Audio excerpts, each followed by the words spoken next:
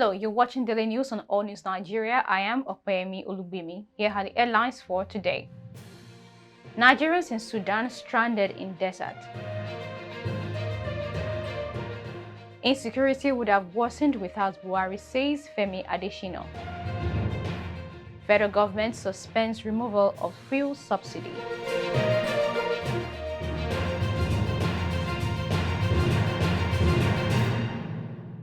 Welcome back. Now the news. It seems the corrupt Nigerian government are finding every means possible for last-minute embezzlement before the end of the incumbent administration. That would explain the reason why buses that conveyed stranded Nigerians from war-torn Sudan stopped in the middle of a desert over incomplete payment. It's certainly not surprising that the federal government have decided to play games with people's lives. It's in their DNA to use tragedy as an opportunity to loot national funds. While so many things are wrong, yet to be made right by the current administration, all our leaders are fixated on his rescue money and how to hand over to an alleged drug baron. On the afternoon of April 27, it was circulated that Nigerian students trying to escape from Sudan were stranded in this desert, a few hours drive out of the capital Khartoum as an agreed ceasefire counts down. The Sudanese logistics company that owns the buses demanded more money from the Nigerian government, threatened to leave the students numbering about 250 in the desert. Before we started this journey, we have to go on several fighting. Can you imagine that we are stuck in this desert for 5 hours? Like we don't know the situation we have. We don't have water. Our money has finished. Can you imagine? And they said the vehicle drivers, they said they are not moving their bus. They said they are not moving their buses because they don't give them money. Which type of attitude is this one? Look at this place. We are stuck in desert. We don't even have compass. We don't know where we are. I don't know the place we are. Everything has finished. We are done. We don't have anything. We don't have anything. We don't have bus. We don't have anything. We don't have compass. Even now, our location. We're in an unknown environment with a very big danger. Look at this place. Don't take a look at this place. Why is Nigeria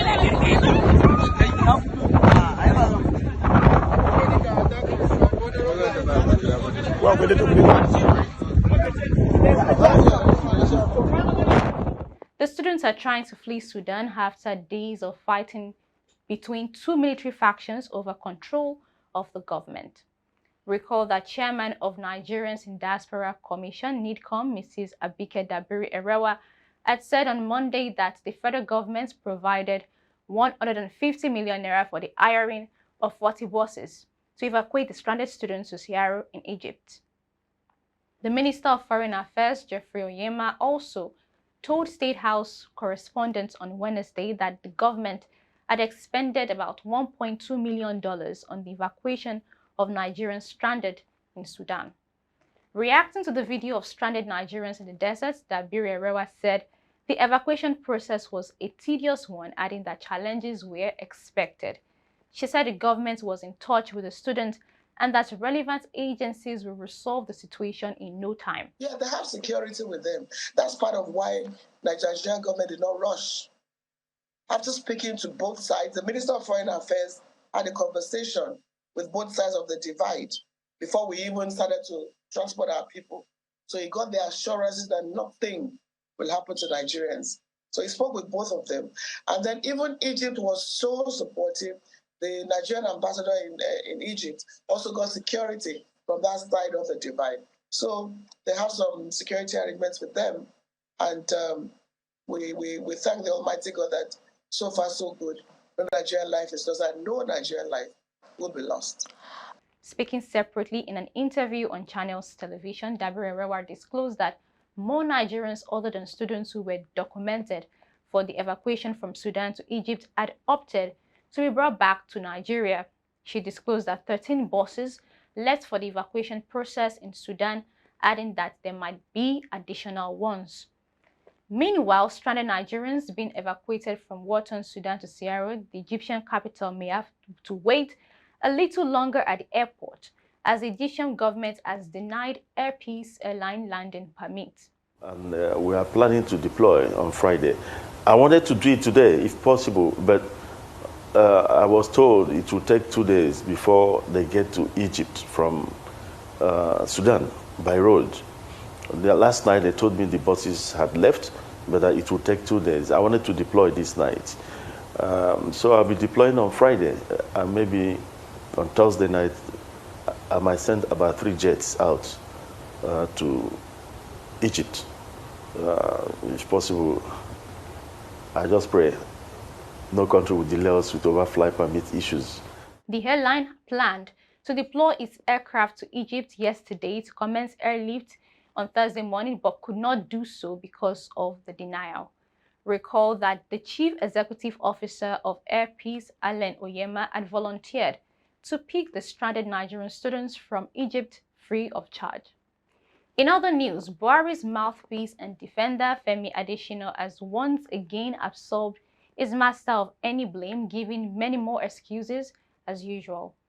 Presidential aide FEMI ADESINA says his principal is unaware of promises the All Progressives Congress APC support groups made to Nigerians in the lead-up to President Muhammadu Buhari's 2015 victory. An array of promises was made by Buhari's camp in the build-up to the polls, ranging from the fight against insecurity to the revamping of the economy and infrastructure development, among others. But on Thursday, Adesina said his principal is not privy to some of the promises. Yes, it has done well because it could have been worse. Oh, it could. Oh, yes, it definitely would have been worse. Look at this scenario. As at 2015, how many times did bombs go off in Abuja? Daily. Daily. Could you go to church without being frisked or sacked? Could you go to recreation places without bomb detectors being used on you? In fact, the recreation places were empty. And that was like all over the country. You saw the last Salah just about a week ago. You saw Doba, you saw horse riding, you saw gaiety, all over, including in Bono. Was that possible as at 2015? It was not. So there is a lot of improvement, marked improvement. I'm not saying further challenges didn't come up. They came up. As at 2015, the major challenge facing the country was insurgency. Banditry was strange. But later, the challenges became variegated, and banditry was one of the things that came in. Among the same people, the Northwest people, they have a common language, they have a common culture, they have a common trade, they are like cattle rearers. They began to steal one another's cattle, they began to kill one another, all sorts of things. According to Adesina, Buhari surpassed the former president, Goodluck Jonathan, on security because Nigeria's armed forces moved from 7th to 4th place rating in Africa. Adesina said Buhari made Nigeria safer in the past 8 years of his administration. He further explained that Nigeria's insecurity would have been worse without Buhari's intervention. Finally, on the news, the National Economic Council, NEC, on Thursday suspended the planned removal of subsidy on petroleum products by the end of the President Muhammadu Buhari's administration. The Minister of Finance, Budget and National Planning, Mrs. Zainab Ahmed, disclosed this to State House correspondents shortly after the valedictory council meeting presided over by the Vice President, Yemi Osinbajo, at the council chambers of the Presidential Villa in Abuja. Ahmed said the council agreed on the need for continued discussions on the issue, adding that the federal government, together with state and representatives of the incoming administration, require more preparatory work. And that's it on today's news. You can follow us on all social media platforms displayed on the screen. We'll be back with more news updates next week. Until then, stay tuned. I am Opeyemi Olubimi. Do have a lovely day.